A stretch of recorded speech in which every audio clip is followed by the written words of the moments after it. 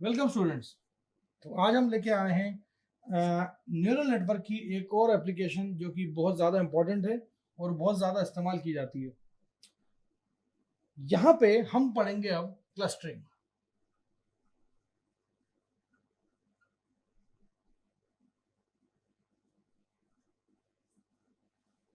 Clustering को पढ़ने से पहले मैं आपको बैकग्राउंड इसकी थ्योरी दे देता हूँ। क्लस्टरिंग जो है बेसिकली काय के लिए की जाती है, अलग अलग क्लस्टर्स को फॉर्म करने के लिए। मतलब अगर इसके नाम से ही देखें क्लस्टरिंग, तो मतलब क्लस्टर फॉर्म करने वाली थ्योरी जो होगी वो क्लस्टरिंग होगी।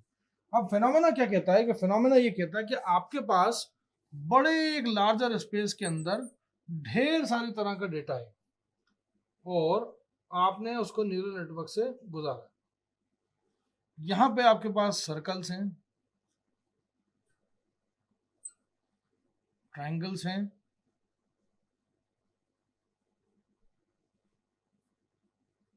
आपके पास स्टार्स हैं,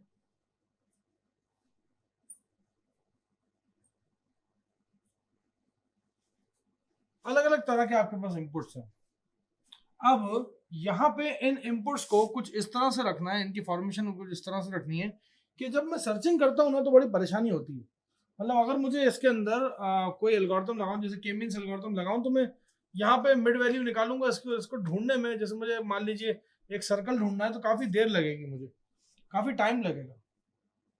रिलेटिव मोशन अगर आप देखेंगे तो सर्कल जो है वो थोड़ा सा कॉर्नर एजेस पे है और एक सर्कल यहाँ है। मतलब मैं कुल मिलाकर सर्कल ढूंढने में तो बड़ा भटकूंगा, नंबर ऑफ आइट्रेशन बढ़ेगी, बड़ा टाइम लगेगा। न्यूरल नेटवर्क कहती है कि आप इसकी चिंता ना करो, आप तो क्या करो, इसके क्लस्टर बना दो जिसमें सारे सर्कल जो हैं चारों एक साथ हैं। चार ही है ना, बिल्कुल सही, चार ही हैं। उसके बाद एक क्लस्टर ये बना दो जिसके अंदर आपको सारे सारे ट्रायंगल्स मिल जाए। चार ही है ये भी मेरे ख्याल से।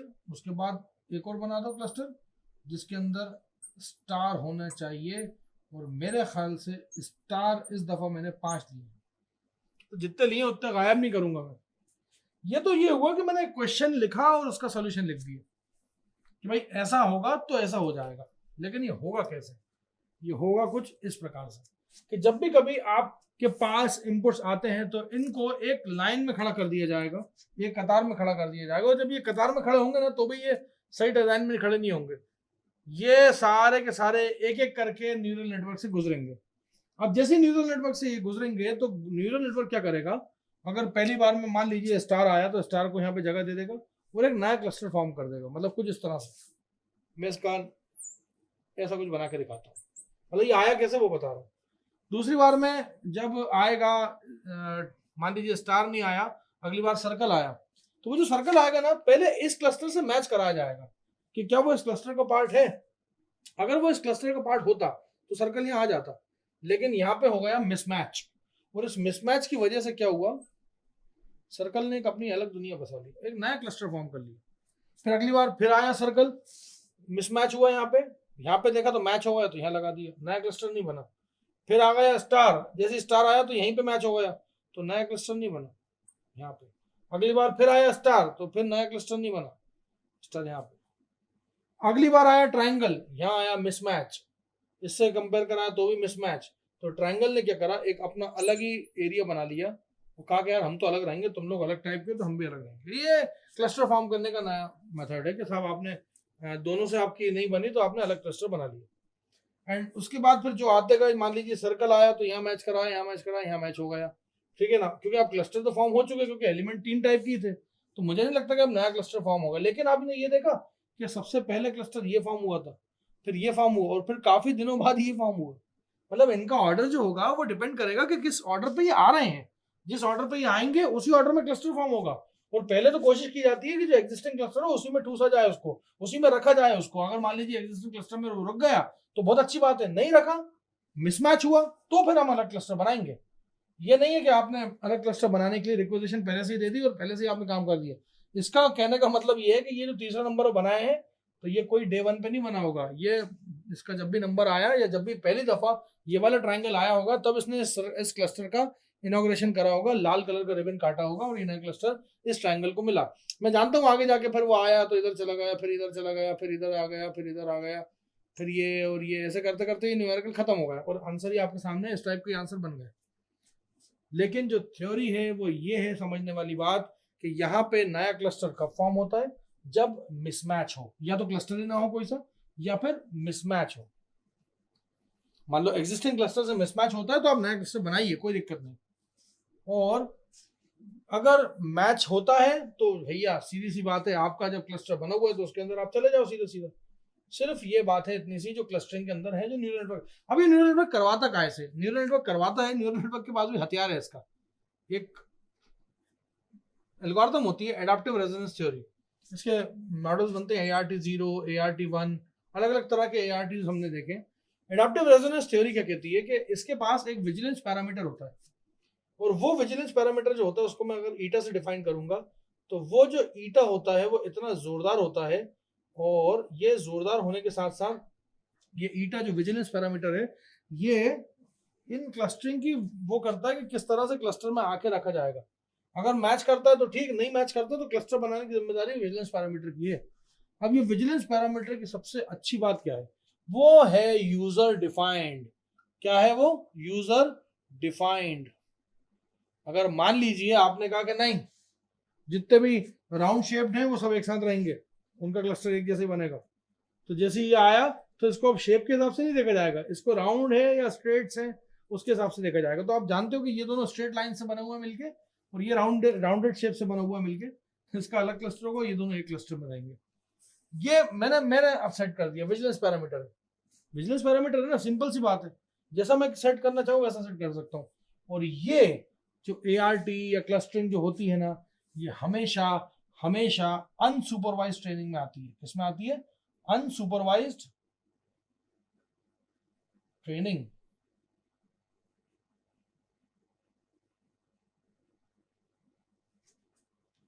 क्यों अनसुपरवाइज्ड ट्रेनिंग में? क्यों? पहली बात, अनसुपरवाइज्ड में जब होता है जब कोई आपको आगे का रास्ता पता नहीं हो। यहाँ पे आपको तो अभी दिख रहा होगा क्योंकि बोर्ड पे लिखा हुआ है कि साहब 3 क्लस्टर बनेंगे और 3 इमरान सर ने बनाया तो 3 बना दिए। लेकिन क्या आपको पता है यहाँ खड़े होके कि इनपुट्स कितने आने वाला है? मैंने तो ये स्पेस बना दिया, आपको स्पेस पहले से पता होती है। मान लीजिए इनपुट किसी और वैरायटी का भी आना चालू हो गया, मान लीजिए कि इनपुट ऐसा रोम्बस टाइप का आना चालू हो गया, ठीक है, हैश टाइप का आना चालू हो गया, ठीक है ना, या क्वेश्चन मार्क टाइप का सिंबल आना चालू हो गया। अब बोलिए, जब नए इंट्रोड्यूस होंगे तब कहाँ तक आप अवेयर होगे, कहाँ तक क्लस्टर बनाओगे? तो इसलिए आपको ये पता नहीं होता कि नंबर ऑफ क्लस्टर्स कितने फॉर्म होंगे, और आपको ये भी पता नहीं होता कि नंबर ऑफ क्लस्टर्स के अंदर कितने नंबर ऑफ मेंबर्स होंगे। ये एग्जैक्टली वैसा का वैसा ही है कि आप अंदाजन, जैसे कोई वेडिंग में कार्ड बांटते हैं तो एक अंदाजन आपको पता लग जाता है कि 500 आदमी आएंगे या 600 आएंगे या 700 आएंगे। नंबर ऑफ मेंबर्स का एक अंदाजा, एक एस्टिमेट लेके चलते हो आप, और उसी से प्लस माइनस करके आप खाना पकवा लेते हो। जो शादियों में खाना बनता है, या केटर को दे देते हो कि साहब मेरे इतने मेंबर्स आएंगे, इतने गेस्ट आएंगे, तो आप इतने प्लेट्स का इंतजाम रखिए। लेकिन अगेन वो भी एक अनसुपरवाइज्ड है, कितने आएंगे, कैसे आएंगे, कैसे होगा, आपको क्या बिल्कुल डे वन से पूरी एक चीज की मालूमात है? लेकिन तब भी केटर आपको क्या करता है, एक अंदाजा बता देता है कि जेंट्स इतने हो जाएंगे, लेडीज इतने हो जाएंगे, और इतने का ऐसा खाना होगा और ऐसा होगा, और सब मेनू सब डिसाइड कर देता है। मतलब क्लस्टरिंग तो वो भी कर रहा है, वो भी अपनी क्या प्लेट्स उठती जा रही है तो गिनता जा रहा है कि हाँ, if you belongs to this cluster, go ahead, go inside, get yourself comfortable, और अच्छे से खाना खाइए। तो वो क्लस्टर जो है वो भी याद रख रहा है। तो ये भी अनसुपरवाइज्ड ट्रेनिंग का एक एग्जांपल है।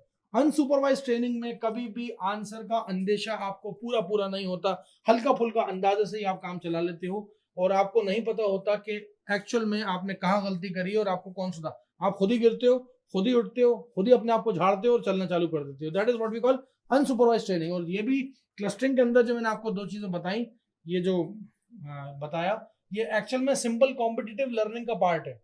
अब आप बोलेंगे सिंपल कॉम्पिटिटिव लर्निंग क्या? तो मैं एक बहुत अच्छा एग्जांपल बताता हूँ। सिंपल कॉम्पिटिटिव लर्निंग जो होती है वो ऐसी होती है कि इसके अंदर 2 तरह की अप्रोचेस होती है, टॉप डाउन अप्रोच और बॉटम अप अप्रोच। मतलब वेट जो है वो एडजस्ट 2 तरह से किए जाते हैं। एक्चुअल में सिंपल कॉम्पिटिटिव लर्निंग पहले आई है, बाद में इसकी इजाद हुई है ART की। तो सिंपल कॉम्पिटिटिव लर्निंग के अंदर क्या होता था कि इसको एक एग्जाम्पल के तौर पर मैं अगर समझाऊं कि एक 400 मीटर्स की रेस है, उसमें सारे लोग खड़े हुए हैं और सारे लोग अपने मार्क्स पे खड़े हुए हैं। जैसे गन फायर हुआ तो वो दौड़ना चालू करेंगे। क्या आपको पता है कि जब वो गन फायर हुआ था उससे पहले कि कौन जीतेगा? मैं इंटरनेशनल मैचेस की बात नहीं कर रहा, नहीं तो आप हुसैन बोल्ट का नाम ले दोगे।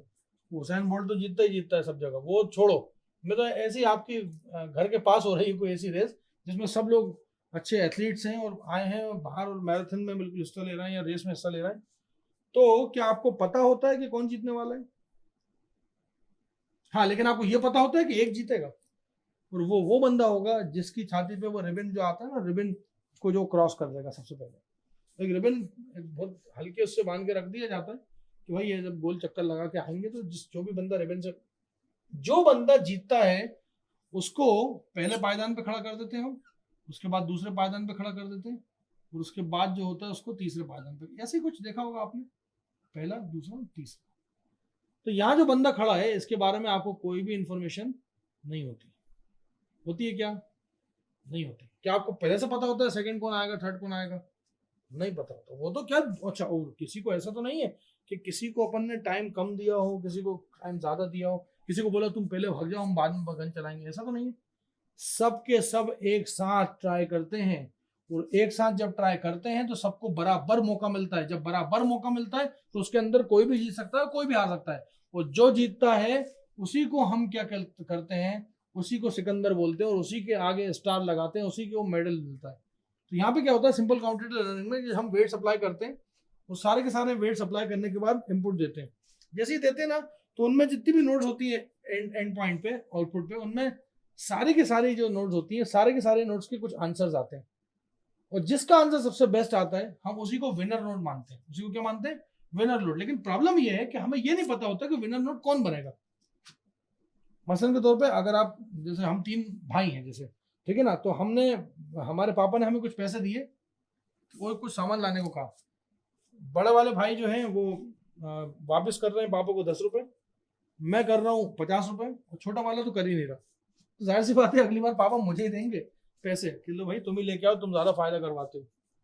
इसे कहते हैं विनर नोट। वो बात अलग है, आपके दिमाग में चल रहा होगा कि असली विनर तो छोटा भाई निकला, लेकिन नहीं, पापा के हिसाब से सोचिए, उनके हिसाब से सोचिए कि असली विनर कौन है। असली विनर वो होंगे, मतलब मैं होऊंगा उनके हिसाब से। तो विनर नोट जिसका सबसे अच्छा, एरर सबसे कम हो जिसकी, और एरर की तो हम सारी लड़ाइयां लड़ रहे हैं। और ये जितनी मैंने बातें बोली ना, ये सारी की सारी क्लस्टरिंग के अंदर आती है। एक्चुअल में clustering is somehow related with ART, और एआरटी कहां से आई? सिंपल कॉम्पिटिटिव लर्निंग से। सिंपल कॉम्पिटिटिव लर्निंग किसका एग्जांपल है? अनसुपरवाइज्ड ट्रेनिंग का। तो ये सारे कॉन्सेप्ट जो है वो एक्चुअल में जुड़े हुए हैं। अगर आप कभी इसको आगे पढ़ेंगे तो और अच्छे से जान लेंगे कि एआरटी और ART1 और ART2 क्या क्या होते हैं। तो एडाप्टिव रेजोनेंस थ्योरी के अंदर आप ये जरूर याद कराएंगे। इसको क्या बोलते हैं? इसको बोलते हैं विजिलेंस पैरामीटर।